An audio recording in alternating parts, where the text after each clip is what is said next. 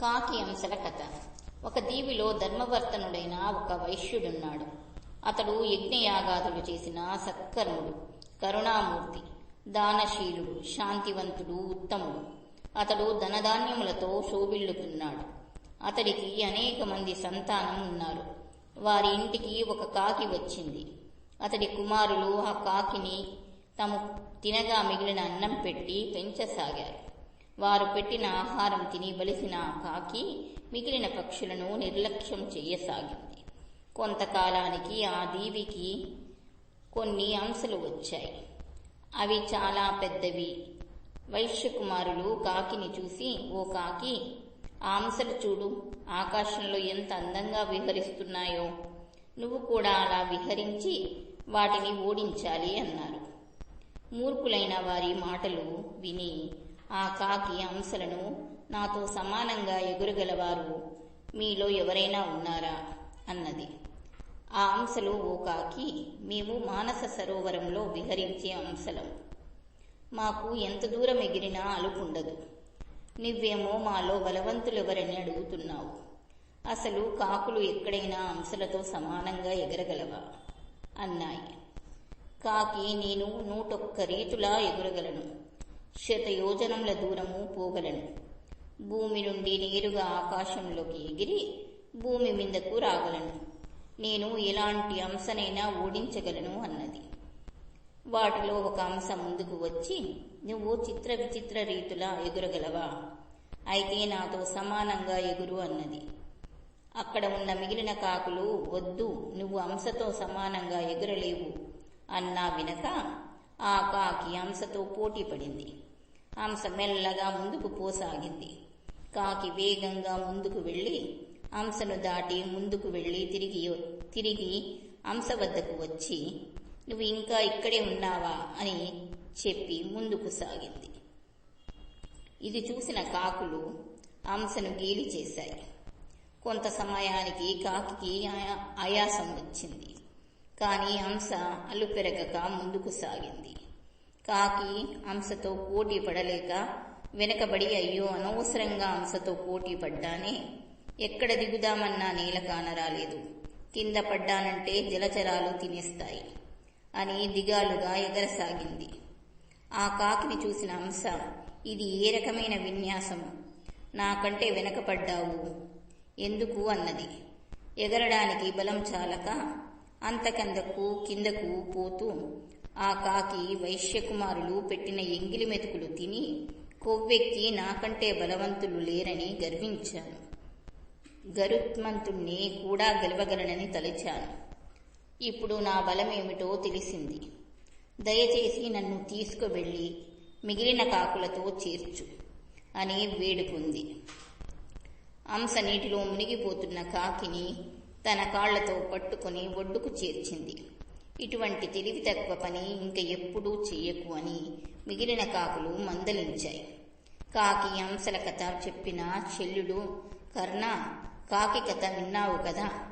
వైశ్యకుమారులు పెట్టిన ఎంగిలి మెతుకులు తిని కాకి గర్వించినట్లు నువ్వు కూడా కురుకుమారులు పెట్టిన మృష్టాన్నములు తిని గర్వించి అంశతో పోటీ పడిన కాకిలాగా నీకంటే బలవంతుడైన అర్జునుడిని గెలవగలనని ప్రగల్భములు పలుకుతున్నావు. దీనివలన హాని నీకే.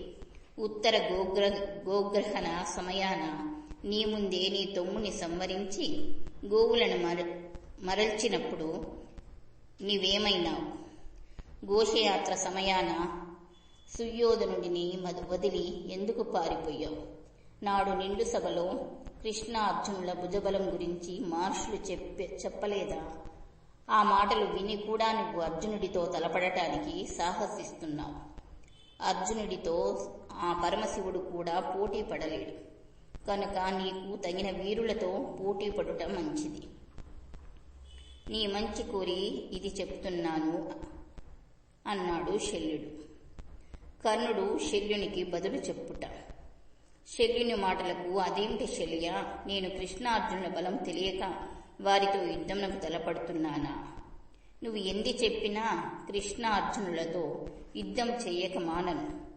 ఈ యుద్ధంలో చివరకు నేనో అర్జునుడో ఎవరో ఒక్కరే మిగలాలి. వ్యర్థముగా మాట్లాడక రథము నడుపుము అని తిరిగి, శల్య, నాకు పరశురాముడి శాపము, బ్రాహ్మణ శాపము ఉన్నాయి. లేకున్నా నేను అర్జునుడిని లక్ష్య పెట్టను. నేను అస్త్ర విద్య నేర్చుకున్నటకు పరశురాముడి వద్దకు వెళ్ళినప్పుడు ఆయన నన్ను నా కులం ఏమిటని అడిగాడు. పరశురాముడు బ్రాహ్మణులకు, క్షేత్రియులకు తప్ప వేరెవ్వరికి అస్త్ర విద్య నేర్పడు. కనుక నేను బ్రాహ్మణుడనని అబద్ధము చెప్పి అస్త్ర విద్య అభ్యాసించాను. నాకు ఎన్నో అస్త్రశస్త్రములు నేర్పి బ్రహ్మాస్త్ర ప్రయోగం కూడా నేర్పాడు. బ్రహ్మాస్త్రం మాత్రం అత్యవసర సమయంన ఆపదలో ఉన్నప్పుడు మాత్రమే ఉపయోగించమని చెప్పాడు. ఒకనాడు నా గురువు పరశురాముడు అలసిపోయి నా తొడ మీద తలపెట్టి నిద్రిస్తున్నాడు. అప్పుడు ఒక పురుగు నా తొడను తొలవసాగింది. నేను నా గురువుకు నిద్రాభంగం అవుతుందని బాధను సహించాను. ఆ పురుగు చేసిన గాయం నుండి స్రవించిన రక్తము తగిలి నా గురువు నిద్రలేచాడు. నా నుండి జరిగిన విషయము తెలుసుకొని నా సహన శక్తికి పరశురాముడు ఆశ్చర్యపడ్డాడు. అప్పుడు నా గురువు, నిజం చెప్పు, నువ్వు బ్రాహ్మణ కుమారుడివా? బ్రాహ్మణ కుమారుడికి ఇంత సహన శక్తి అరుదు అని అడిగాడు. నేను భయపడుతూ బ్రాహ్మణుని కాను, సూత కుమారుడిని అని చెప్పాను. నేను అతడిని అసత్యంతో వంచినందుకు ఆగ్రహించి పరశురాముడు ఆపద సమయంలో బ్రహ్మాస్త్రము, భార్గవాస్త్రము గుర్తుకు రావని శపించాడు. పరశురాముడి శాపమే కాక నాకు మరొక బ్రాహ్మణ శాపం కూడా తగిలింది. ఒకసారి నేను అస్త్ర విద్యను అభ్యసిస్తుండగా నా బాణము గురి తప్పి ఒక ఆవు దూడకు తగిలి మరణించింది. ఆ బ్రాహ్మణుడు, హోమధేనువు అయిన దూడను చంపావు కనుక నీ ప్రాణములు యుద్ధభూమిలో హరించబడతాయి అని శపించాడు. నా రథచక్రములు భూమిలో దిగబడతాయి. నువ్వు ఎవరిని చంపాలని ఇన్ని అస్త్ర విద్యలు నేర్చావో వారి చేతిలో నువ్వు సంహరించబడతావు అన్నాడు. నేను భయపడి, బ్రాహ్మణోత్తమ, నువ్వు కోల్పోయిన ధేనువుకు బదులుగా 1000 ఆవులు, 600 ఎద్దులు, 100 రథములు, 100 మంది స్త్రీలను, 700 ఏనుగులను ఇస్తాను. నన్ను శాపవిముక్తుణ్ణి చెయ్యి అని వేడుకున్నాను. కానీ ఆ బ్రాహ్మణుడు నన్ను కరుణించలేదు. నా శాపమునకు తిరుగులేదు. కానీ ఉత్తమ గతులు పొందటానికి నా శాపము అడ్డురాదు అన్నాడు.